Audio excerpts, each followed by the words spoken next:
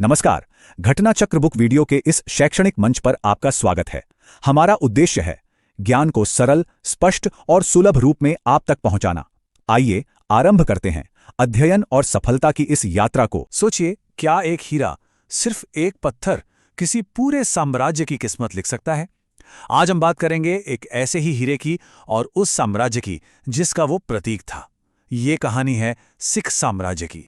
किसी भी बड़ी कहानी को समझने का एक दिलचस्प तरीका होता है उसकी शुरुआत उसके अंत से की जाए। तो चलिए हम भी सीधे चलते हैं इतिहास के उस मोड़ पर जहां एक बहुत ताकतवर दौर अपने अंजाम पर पहुंच रहा था।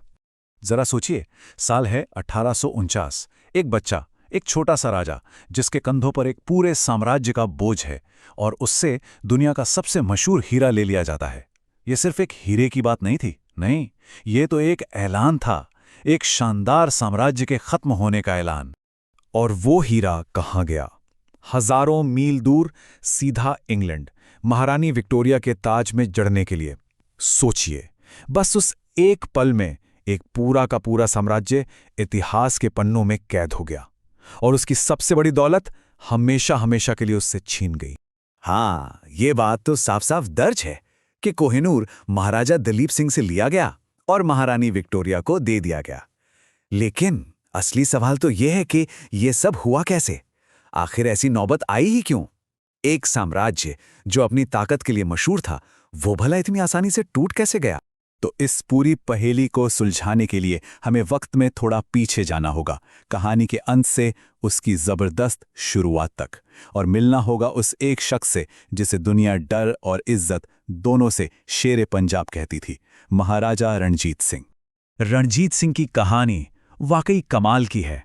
सोचिए, 1780 में पैदा हुए और सिर्फ 19 साल की उम्र में लाहौर पर कब्जा कर लिया।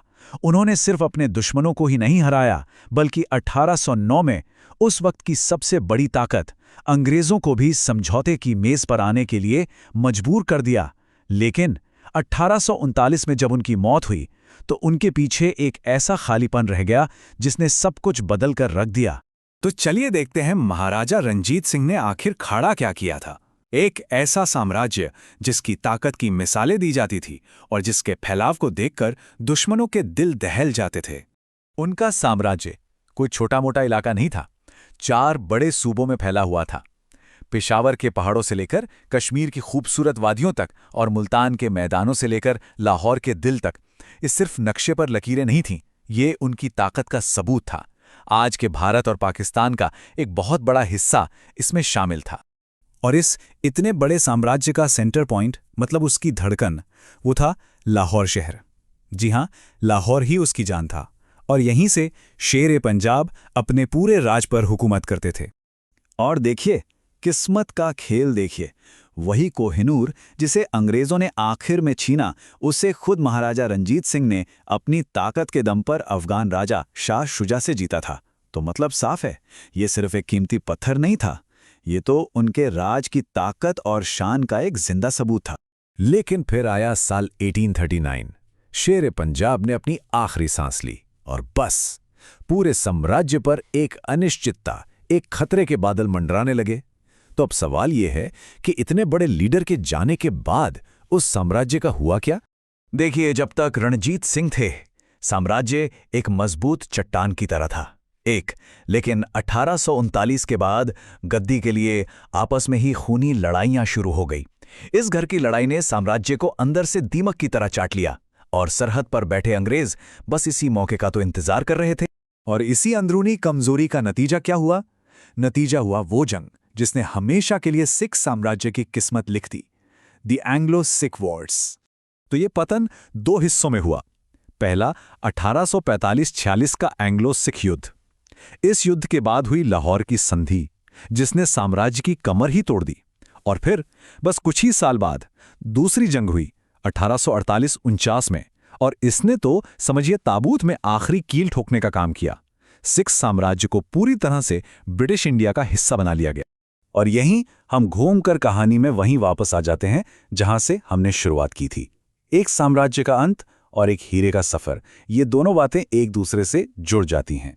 मार्च 1849, लॉर्ड डलहौजी ने आखिरी फरमान पर दस्तखत कर दिए।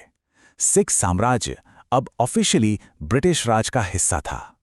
एक आजाद और ताकतवर राज हमेशा के लिए खत्म हो गया। सिर्फ एक साल 1849, यह साल 3 चीजों का गवाह बना। एक जंग का खात्मा, एक साम्राज्य का विलय और एक हीरे का सफर जो अपने घर से बहुत बहुत दूर जा रहा था। कोहिनूर की ये पूरी कहानी आखिर में हमें एक बहुत बड़े सवाल के सामने लाकर खड़ा कर देती है कि जब कोई ऐतिहासिक चीज जंग में एक हाथ से दूसरे हाथ जाती है तो क्या इससे इतिहास का कोई पन्ना मिटा दिया जाता है या फिर उसे बस जीतने वाले की स्याही से दोबारा लिख दिया जाता है। ये सोचने वाली बात है।